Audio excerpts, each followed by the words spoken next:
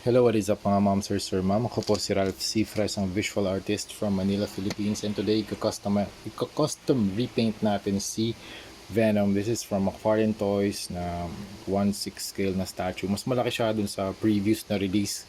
Kaya ito yung binili kong Venom. So soon, bibilin din natin yung previous na Venom variant para ma-custom repaint natin. But for now, ito yung gusto kong ma-custom repaint natin for the upcoming Toycon. So, ang gagawin natin dito, mag-spray muna tayo ng number 1-in-1 flat clear para magkaroon siya ng adhesive na layer so that our paints will stick to the surface. So yun, mag-add na tayo ng Hero Paints Water Based Acrylic Cobalt Blue. So yung gagamitin natin brush dito mas malaki para cover agad yung mas malaking surface agad yung makakover natin. So nag-add ngayon tayo dito ng first layer, ng mid-tones. Okay, mid-tones yung add natin dito. Okay. Flick lang yung brush movement na ginagawa ko dito para kita pa rin yung brush strokes. Ngayon mas marami akong tubig na in-apply para mag-flow yung paint. Yan. Tapos ito na yung finished na output natin for the mid-tones na color blue.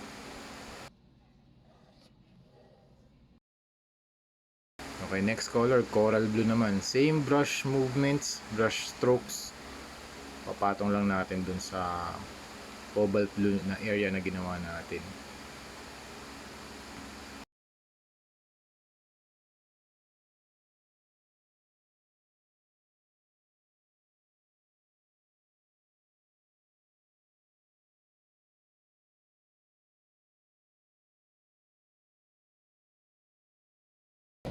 Okay, pagkatapos ng first layer of highlights, ito na yung appearance ng Venom.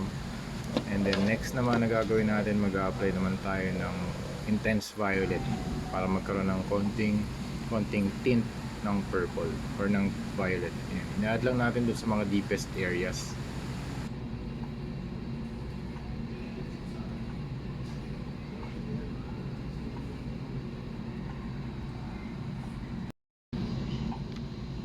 And then ultra white naman yung next layer para magkaroon ng highlights.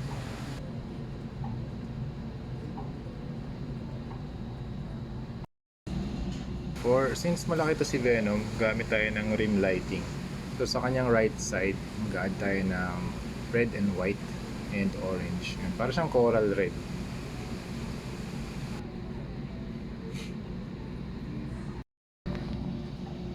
Tapos sa kabilang side naman, sa kanyang left side naman, we have acid green and white.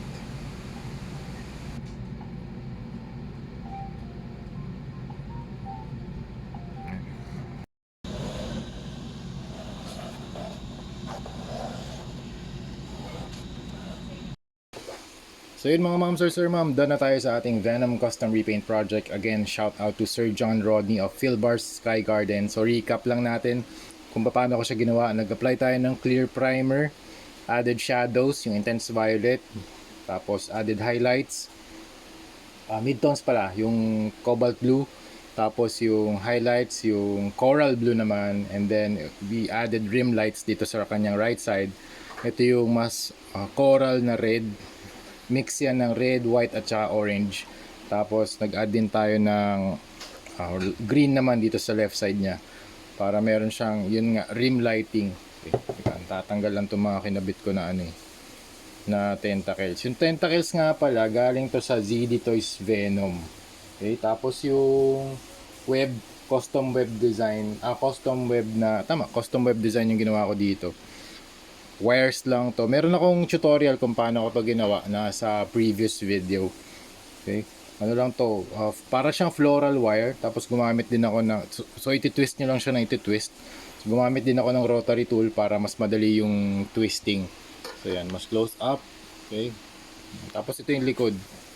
Maraming blue tacks para pwede nyo tanggalin to kung ayaw nyo magkaroon ng tentacle si Venom, pwede tanggalin. Modular to yung mga effect na ginagawa ko para meron kayong alt na display feature or option kay Venom. Yan. Pwede nyo na lang dagdagan ng blue tack kasi medyo mahina pa yung dikit ko eh. Pero kung mas marami, syempre mas matibay yung ano, yung dikit niya. Okay? Tatanggal naman yan, wala namang issue sa paint kapag tinanggal niyo yung blue tack sa surface.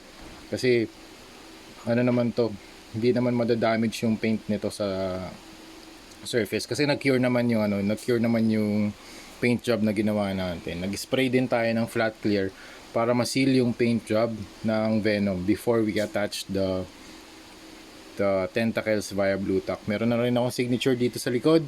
And I'm really happy na nakita ko tong Venom na to sa Philbars. Again, shout out to Sir Sir John for accommodating. Thank you very much. Meron lang nga palang issue dito sa paa ni Venom. Meron lang siyang konting crack. Yan. Pero dinikit ko na rin to. Hindi na rin to. Stable na rin to. Hindi na rin siya nagka-crack. Hindi na rin siya nagbe-break. Okay? Nakita ko lang kasi nung, I think factory na rin yun eh. Hindi ko alam kung saan nadali. Baka sa shipping. Kasi may ito lang talaga yung tumutukod dun sa kanyang ano, sa bigat nito ni Venom. Kaya may possibility talaga na ito magka-crack. May resistance kasi.